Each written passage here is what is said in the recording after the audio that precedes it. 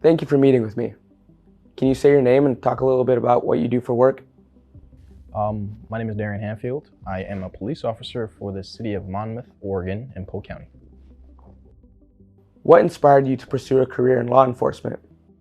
Yeah, that's really tough to pinpoint. Like I said, it's just a bunch of numerous things, but I remember being in high school. I believe it was my senior year, and it was an assembly going on, and I remember our SRO at the time, YPD. I'm from the city of Yakima, Washington, that is. His name was Officer Graves, and I remember he gave such a heart-filled speech, and there was so much relatability to it. You know what I mean? He came from unfortunate, circumstances and made something out of himself. And you know what I mean? That was just something I really admired and something I wanted to, take the same path, and if that makes sense, in my own way. So landed a job here, and it's been a steady incline, and hopefully things get better in the future. What do you love about your job? Having that community presence and having that community behind you is the huge thing. I'm big on rapport. You know what I mean? If a person knows me by my first name, that's even better. That's something I like to really strive for, is that rapport aspect of the job. And I think that's the part I like the most, is being involved in the community and having you know what I mean? Even if it's an unfortunate circumstance or an unfortunate event, having people know you and feel comfortable around you. I think it's the hugest part about the job that I like, is just being within the community and being that presence. What is the community where you work like? The community is us, essentially. We are essentially agents of the community. We help them. We're agents of the city, first off, but community first is something we really strive for around here, and it's just something of utmost value, because without them, we can't be in the positions we are today. You know what I mean? They help us in our calls, and sometimes it feels like, they're demanding a lot from us, but that's the beauty of it. They trust us so much that they want those services, and they deserve those services. What are your personal values? Like I said, I like to leave calls and build rapport with people, and you've seen that today, just having a little bit of impact in the community and trying to build rapport. And the integrity portion is just having integrity within yourself, integrity of your department. You're representing them. You're representing the Monmouth Police Department as a whole. And when you go out of the city, you're representing the city of Monmouth as a whole. And respect in terms of everything else with your services and what you do. You want to be top notch. At the end of the day, it's customer service. You know what I mean? Your uniform, you want your uniform to be neat, your haircut to be neat. Everything about you has to be presentable when you're, even you're going into a variety of calls, because that's the first thing they see, the community sees is that appearance, and then afterwards you build beyond the surface, and then they see more of you as a person. What is the importance of rapport in the work that you do? Rapport could just come in multiple different ways. You know what I mean? It could be commenting a guy on his shoes. It could be seeing, hey man, I like that t-shirt. Hey man, it's just those small little things that just helps, could be either suspects or victims just open up to you a little bit more, you know what I mean? And they kind of appreciate that stuff, you know what I mean? Especially me being a younger guy. I wouldn't say I'm hip per se, but I know a little bit of things. And so that's one of the things I try to strive for, is just building that rapport and, just expanding my knowledge as well on certain different stuff, and just being diverse in every single approach that I have. So if I'm dealing with an older crowd, knowing how to deal with the older crowd. If I'm dealing with a younger crowd, knowing how to deal with the younger crowd. How do you find satisfaction in the work that you do? Yeah, that's a tough question for me, man, because I'm never really satisfied. I like to work hard, and I strive to do my best at anything, you know what I mean? That's just my competitive nature. But what makes me happy when I go home and just lay down is just knowing that, I helped this one person at this worst time in their life, even though if the solution wasn't the solution they wanted, I was there, I was able to provide empathy. I was there to listen. I was there to, be that presence and be a little bit of hope to them, you know what I mean? Even though sometimes it feels like you're not doing much, just you being there alone and you listening is a huge part about it. And I think that's the part that really satisfied me. And then, like you said, tie it back to that rapport, man. That person could have had a bad experience with law enforcement. And then, here they come along in Monmouth, they run into me and they're like, man, you made that seem so, not like it's, not like what it seems. This is a lot more positive than negative. So I think that's one of the hugest things I ever really like about it. And that's what's satisfactory to me. What are some things you wish people knew about law enforcement? Yeah, that's a super interesting question. Even though I've only been here for a short, a year and some change is a long but short time at the same time. But what I really wish people would know is just like you said, man. You got inside the car and you got to really see what it's like. You know what I mean? And know that there's some agencies out there that's trying, and there's some agencies that's work really hard and are trying to build that public perception and get the public back on our side. You know what I mean? Because in some places, you know what I mean, it's kind of hard to get that. You know what I mean? That public perception of police isn't very favorable, and I'd really like to show that at the end of the day, we're human too. You know what I mean? That's the biggest part. I'm just a guy in a uniform. It's something I always like to preach. You know what I mean? I'm just a guy in a uniform. You know what I mean? And my values may, when it comes to, trying to do the right things and be, in regards to, statutory wise and do what I have to do. But at the end of the day, I'm just a person in uniform. And I just wish that was the part people can see us as a person and not just as, as police officers. Just get to know us beyond the surface. You know what I mean? Like you did today, that's a prime example. What do you hope for the next generation of police officers? I would say the biggest thing for the folks coming up, and you know what I mean, or if they're confused and they don't know exactly what career path, give it a chance, and give it a try. You might end up liking it. It's all about being contextual thinkers. You know what I mean, seeing beyond the surface and getting a feel for everything and experiencing things. You know what I mean, before giving a bad review on it. It's all about experiencing, gaining those experiences. And I think we spoke about that a little bit today. You know what I mean? Everyone is different in their own way, in their own approach. And so, your style might be different from another style. So, you know what I mean? The biggest thing I say is don't knock it till you try it, right? So. How would you describe your style of law enforcement? My style changes day to day. I'm big on, I can't even tell you what I'm big on, you know what I mean? Like I said, my style changes day to day. You have to wear many hats with this job. One day you're a therapist, one day, you know what I mean, you're a counselor, one day it's so many different hats, one day you're animal control. There's so many different hats you have to wear with this job. And I think that's the part where I try to just kind of like a Swiss Army knife, just be well-versed in everything. So try to take every hat that I can, and maybe who knows, down the road, my skill set will, kind of go more towards one general category. But for now, I think I'm just trying to be a jack of all trades. What's next for you in the short term and in the long term? Yeah, first things first is getting off probation. That's the first thing. In terms of job wise, and I'd like to, there's a couple of detectives positions coming up in the future. I'd like to put my name in a hat. And in terms of sergeant, I'd like to, have some stripes on my shirt too, and have that gold badge on my vest. That'd be great. And then gold, bronze, whatever you want to call it, badge on my vest. And then I see myself as chief one day. You know what I mean? I entered this job with the mind of becoming a chief, and that's what I wanted to do. I thrive to be in a position of leadership. You know what I mean? It takes time. Leaders aren't, people say you're born a leader, but you have to learn traits first to be a good leader. You know what I mean? You develop those, and you see people, you see different styles, and you add it to yourself. And so I see myself, in the future being a chief one day, and that's something I'm thriving for. So. What does it take to be a good police officer? Yeah, most definitely. Just to put it in one word, just be super versatile. Be acceptance to feedback, and just learn from your mistakes. Don't be afraid to fail. I think, failure is one of those things where people, you don't want to fail, you don't want to look dumb, you don't want to look stupid, but, there's nothing wrong with telling a person, I don't know that yet, but I will find out. That's the biggest thing, is just always knowing that you're going to learn something new every day, and just having a good attitude. Being positive. Some days are going to be unfortunate. You're going to see some unfortunate, and you see people at their worst.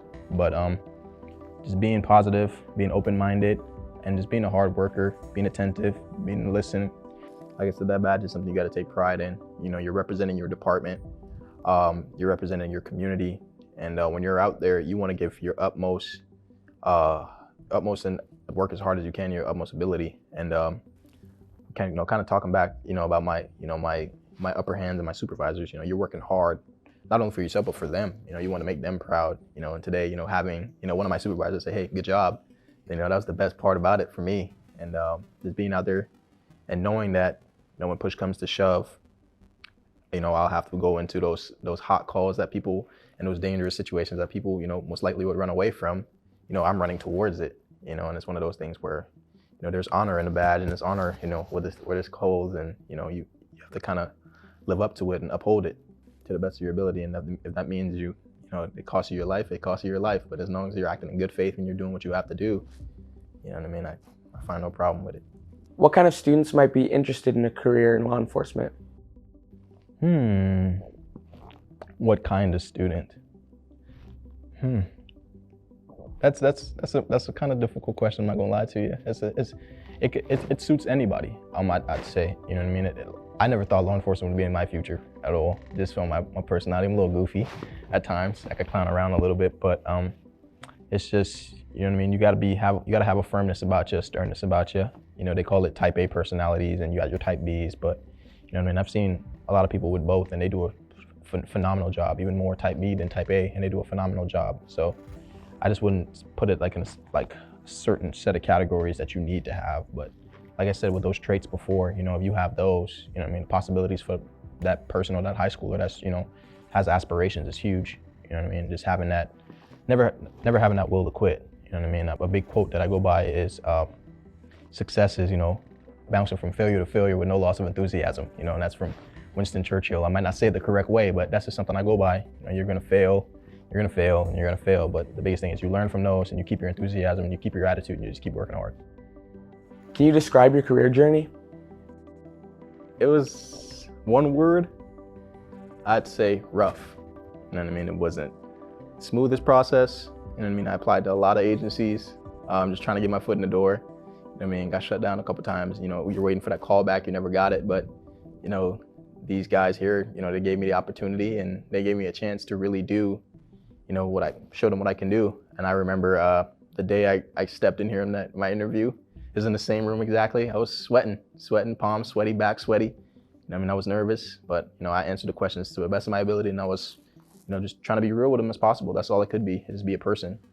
And I remember on the drive home, I was driving back that same night, and I just remember them calling me 30 minutes after and telling me I got they're gonna move me forward in my process. And man, I broke down in tears, to tell you the truth, because, you know, when you work so hard to get to somewhere, you know, and especially where, you know, with my past, you know, I never had, you know, that came from some unfortunate circumstances, you know, in my early teenage years, and, you know what I mean, things weren't the best for me in those periods, but, you know, overcoming those and putting myself in a situation like this and being in a position like this, man, it's something, it's a blessing, you know, and I thank God every day for it.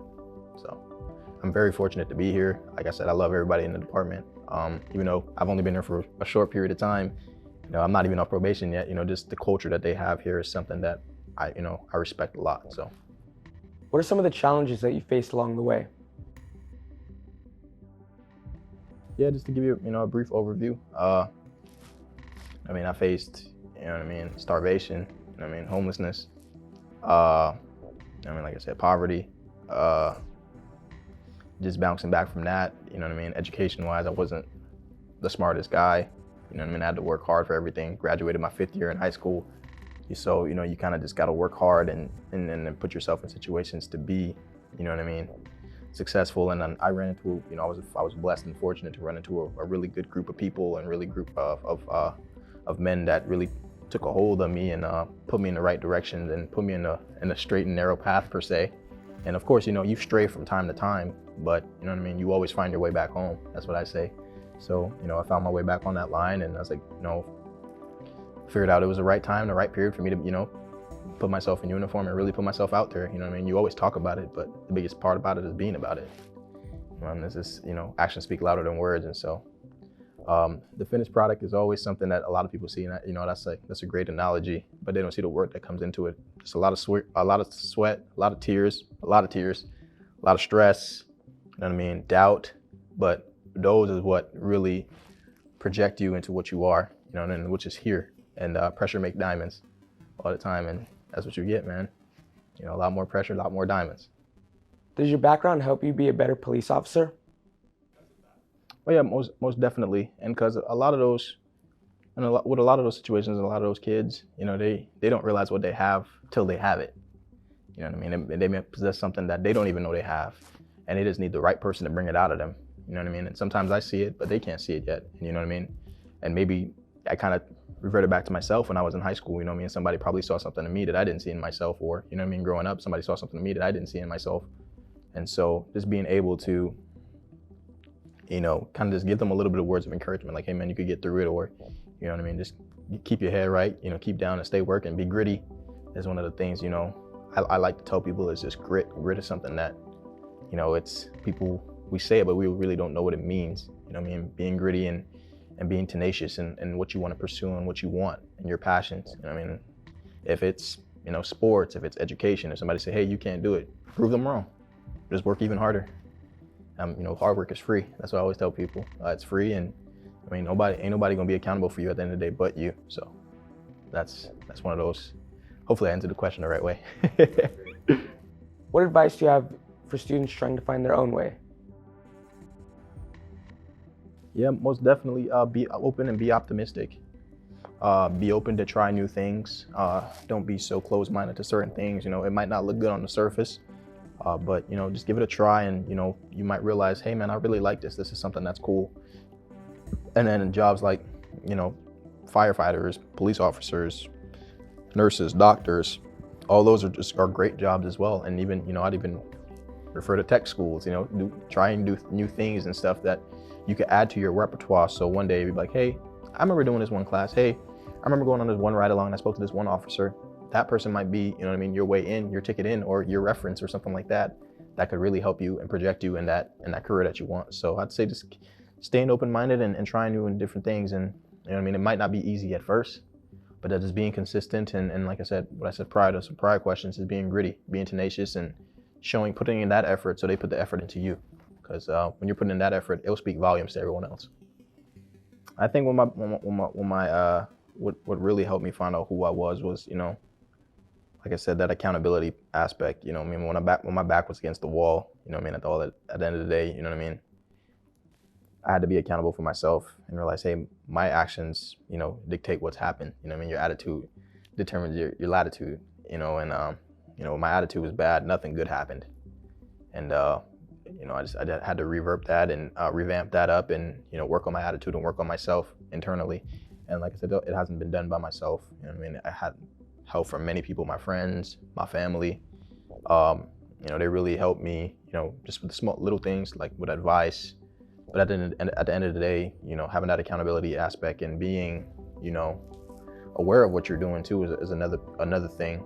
I'd say it's just, just being aware of what's going on, and just it's hard to really look at yourself in the mirror and tell yourself, hey, you're doing bad, you're doing wrong, because you think in your head you're doing great. But that's you're just knowing, you could, just having that attitude aspect of everything is a huge part.